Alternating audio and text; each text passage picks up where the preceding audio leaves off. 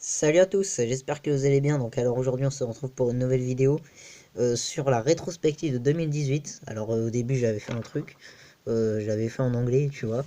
Enfin j'avais dit un truc en anglais, mais en fait je me suis fait carotte par Google Traduction. Bon, ouais, parce que je suis parti demander l'avis à quelqu'un qui s'y connaissait. Enfin bref, donc parenthèse anglaise.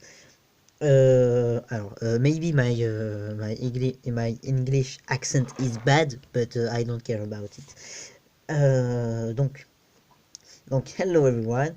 Today I make a retrospective of 2018.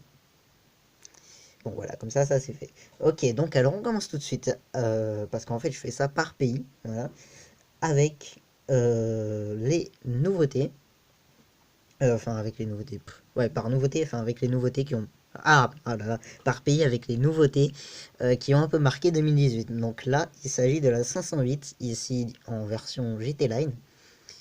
Voilà, donc perso, elle est bien. On a plusieurs motorisations pour l'instant et vous pouvez l'acheter dès maintenant. Voilà.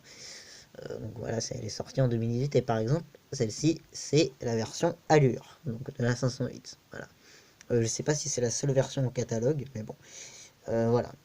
Donc, alors ensuite, on va passer à une autre nouveauté française. Donc, alors voici le Citroën C5 Aircross qui a été qui a d'abord été proposé à la Chine, puis il n'est pas resté longtemps en Chine, puis après il est venu chez nous. Voilà. Son adversaire, il vise le Peugeot 3008 en particulier. Voilà, vous voyez les nouveautés françaises. Voilà. Et, le 3008 et le Kadjar. Voilà. D'ailleurs, le Kadjar. Ah non. Oui, non, en fait, je pensais à un autre truc, c'est pour ça, le Kadjar, je me suis dit. Ouais, non, parce qu'en fait, chez Renault, j'ai pas choisi le Kadjar. Non, vous allez voir. Donc, le C5 Aircross, donc il vise le Kadjar et le 3008, quoi. Voilà. Donc franchement, on l'attendait, la planche de bord est plutôt sympa. Franchement, il n'y a rien à dire. Ils ont bien joué sur ça. Alors, à noter que quand même, les Chinois, enfin, ça n'a pas grand-chose à voir, mais les Chinois ont une version restylée de la Citroën C5 qu'on connaît, donc la C5, comment dire, la C5 qu'on connaît, hein, qui est aujourd'hui plus disponible qu'en version XTR, je crois. Enfin, je ne sais plus, franchement, comme c'est une voiture qui est restée longtemps au catalogue, enfin, voilà, je m'en occupe pas trop. Mais voilà, donc la C5, en fait, ils ont une version restylée, franchement, elle est magnifique. Voilà. Donc la C5 chinoise, voilà. Donc nous, je sais pas, on aura une C5 qui ressemblera un peu au concept C Experience, vous voyez. Donc bon, pourtant le design est super original sur la C5. Mais bon, voilà, donc avec ce style de feu et tout. Voilà. Donc alors ensuite, on va passer à une autre nouveauté française. Et voilà. Donc alors voici le DS3 Crossback. Franchement, en 2018, on l'attendait un peu, mais bon, moi je trouve le résultat très clairement raté. Voilà, on va pas se le cacher, moi je le trouve pas beau. À la limite, l'avant est sympa, donc voilà, DS avec calandre et tout, patata, c'est plutôt chic. Voilà. Mais ce que j'aime pas, moi, c'est l'arrière, en fait. Effectivement, il me pose problème parce que on a cet accessoire-là, enfin ce morceau de carrosserie quoi qu'on retrouve sur ADS3, et franchement, je trouve ça mais horriblement moche. Encore sur ADS3, il passait largement. Mais là, sur ce DS3 Crossback, franchement, je suis pas fan. Niveau motorisation, oui, j'ai regardé, hein, ce que je fais pas tout le temps. Donc alors, on va de 100 chevaux à 155 chevaux, ce qui est bien, hein. À noter qu'il y aura peut-être une version e-Tense qui arrivera. Oui, j'ai oublié de le préciser pour le C5 Aircross. Il y aura une version hybride rechargeable qui arrivera, qu'on avait pu voir au Mondial de Paris. Voilà. Donc la plupart des modèles dont je vais vous parler, on a pu les voir au Mondial de Paris, sauf certains. Voilà. Notamment, bah non, je vais pas vous les dire, hein, vous allez les découvrir. Voilà. Voilà, donc on a une dizaine de moteurs essence et 6 diesel pour ce DS3 Crossback. Voilà. Donc maintenant on va passer à une autre nouveauté française qui a marqué 2018 et c'est Made in France quoi, mais ça nous vient de chez Renault. Donc alors je vous avais dit que j'allais pas mettre le Kadjar, parce qu'en fait j'ai fait la vidéo, j'ai préféré mettre la Mégane RS, pourquoi je ne sais pas, mais voilà. Donc alors la Mégane RS c'est 280 chevaux, ce qui est pas mal, hein. Franchement c'est bien, ça suffit bien à s'amuser. Voilà, tout le monde l'attendait celle-là, on avait pu la voir en 2016 ou 2017, je sais plus, enfin à Monaco, mais elle était camouflée. Voilà. sur un Grand Prix, je crois, ou je ne sais plus. Enfin voilà. Donc la RS, donc c'est du Renault Sport, vous voyez, elle adopte les nouveaux boucliers hein, qu'on retrouve sur la Clio. Hein. Voilà. Sinon, voilà. Donc sur la quatrième version de la Mégane. Voilà. Et donc, la Trophy. Alors, la Trophy, je vais vous montrer. On peut les différencier, les deux. Voilà. Voilà, donc là, ici, nous avons la Trophy. La Mégane RS Trophy. Oui, elle est sortie, c'est cool ça. Quand il y aura la Trophy R, enfin la R26, hein, non, la Mégane RS Trophy R, plutôt, je préfère, parce que R26, je suis pas sûr si c'est en fonction des versions, mais voilà, parce que je sais qu'il y a une Mégane R26, mais voilà. Alors, une vieille Mégane R26. Voilà, donc la Mégane RS. Alors, à quoi on la différencie? Alors, si vous regardez bien, bon, là, en fait, j'ai un peu la flemme de remettre une autre image de la RS, mais voilà, donc il n'y a pas le même jaune. Après, ça dépend de quand, enfin, de la personne qui la commande, si elle garde la couleur d'origine ou pas. Tout dépend de, voilà, parce que moi, j'en ai vu une blanche une fois, donc voilà. Mais sinon, rassurez-vous, il n'y a pas que la couleur qui permet de les différencier, mais il y a aussi, alors, ces jantes spécifiques avec des branches rouges, voilà. Je sais pas si vous voyez. Ouais, on voit qu'il y a un changement de couleur, quoi.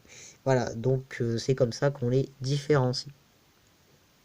Sur ce, bah, c'est tout. Et donc pour la Mégane RS, c'est 3 RS Trophy. C'est 300 chevaux, sachant que sur la RS de base, vous pouvez opter pour un châssis Cup qui améliore un peu la durée d'une route, mais sans plus. Hein. 300, 280, c'est un peu pareil. Bon, moi perso, je préfère la Mégane RS. Enfin, si on les voit d'origine, je préfère la RS. En jaune, bien évidemment. Dans ce jaune-là. Ouais, voilà. Donc voilà, on va passer un autre pays voilà, qui nous a aussi fait voir des nouveautés en 2018. Et franchement, vous ne serez pas déçus. Alors, l'un des SUV les plus luxueux au monde, et franchement, pour moi, c'est aussi le plus beau. Sur ce, voilà. Bon, il y a aussi le Bentley Bentayga et tout, mais bon, en fait, ils sont tous beaux, c'est simple. Par contre, le russe, je suis pas fan. Mais je sais pas pourquoi. Donc, il s'agit du Rolls-Royce Cullinan, qui est franchement, mais alors franchement sympa. Si vous voulez l'acquérir, bon, pas de problème, hein, sauf qu'il vous faudra débourser un peu plus de 300 000 euros. Voilà. Alors en 2018, celui-là, c'était une révélation, franchement, parce que tout le monde l'attendait, celui-là. Le premier SUV Rolls-Royce. C'est un truc de dingue. Alors, mais par contre, je trouve qu'il a énormément de traits du tout premier SUV de Bentley, qui a été fait pour un sultan de je sais plus quelle ville. Ou quel pays, je sais pas. Voilà. Ouais, quel pays. Donc c'était le Bentley Dominator. C'était le Bentley Dominator, je le redis parce que mon tel a sonné. C'était pas le. Non, c'était le. Ouais, c'est pas le Bentayga, c'était le Dominator. Et franchement, je trouve qu'il a pas mal de traits avec celui-là. Et pour la puissance, eh ben, je vous dis ça. Donc pour la motorisation, je suis parti jeter un coup d'œil. V12 de 571 chevaux issus de la Fantôme. Voilà. Donc alors voici la Continental, la Continental Cabriolet de 2018. Bon, on n'a pas eu droit à de version sport, speed et tout, hein, les versions les plus musclées de la Continental. Hein. Encore, non, pour le moment. Hein, voilà. Je dis ça comme GT3R et tout ça. Voilà, franchement, ouais, je la trouve super réussie. Pourtant, je suis pas un fan des cabriolets, mais là, franchement, rien à dire. Elle est mieux que le coupé, je trouve. Voilà, alors, particularité, c'est un truc de ouf, c'est que en fait, elle est anglaise. On est d'accord, Bentley, c'est anglais. Mais qu'elle a été présentée aux États-Unis. Bon, bah, voilà. Ok, tranquille. Non, franchement. Bon, en fait, il y a plein de voitures qui ont eu cette histoire, mais bon, voilà. Donc, la Continental Cabrio qui est franchement nickel. Non, il n'y a rien à dire, on est d'accord. Bon, alors celle-là, vous en êtes peut-être même pas aperçu. Puisque, en fait, elle a subi un restylage, mais vraiment très léger. Franchement, c'était pas exceptionnel, donc je pense pas qu'il y ait énormément de médias qui en ont parlé. Donc, alors, ce qui a changé, bah, déjà, c'est les jantes, franchement, elles sont sympas. Et c'est qu'on a une calandre derrière, en fait, un peu à la façon nid d'abeille, pas mal apparente. Voilà, puis après, on a aussi les feux arrière, donc ça, c'était les feux arrière, vous savez, avec le drapeau anglais, Union Jack. Voilà.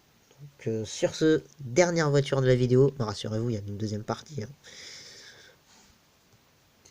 Et donc pour moi, la plus belle de cette rétrospective 2018, la McLaren 720 Spider, donc qui dispose d'un V8 de 720 chevaux, donc la même mécanique que la 720S, hein, voilà, c'est juste la version Spider.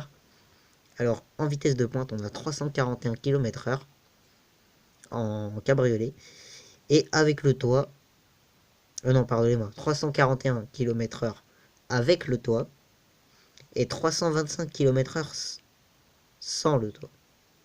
Hmm. Non, attendez, j'ai peut-être fait une... Non, non, non, c'est ça. Voilà, donc sinon la mécanique, voilà, ça n'a pas changé, ça on est d'accord, je kiffe le design, et puis à noter que quand, eh ben, enfin, voilà, vous lui mettez le toit, et ben c'est un toit vitré, et franchement c'est super cool. Et il a la possibilité d'être opaque, et ça se fait mais automatiquement, quoi, c'est pas un truc que tu demandes à ce que tu aies un toit opaque, non. Mais voilà, et franchement c'est cool. C'est super. Alors, pour le prix, c'est 282 000 ou 285 000, je me rappelle plus trop. Mais bon, voilà. Donc, sur ce se termine la rétrospective 2018. Rassurez-vous, c'est la première partie qui se termine. Il y a deux parties sur cette rétrospective. Donc, bah voilà. Donc, j'espère que bah, vous allez regarder la deuxième partie. Donc, comme d'habitude, n'oublie pas le like. Tu t'abonnes si ce n'est pas déjà fait. Et puis voilà, t'actives les notifications aussi quand tu t'abonnes. Et puis bah voilà, thanks for watching.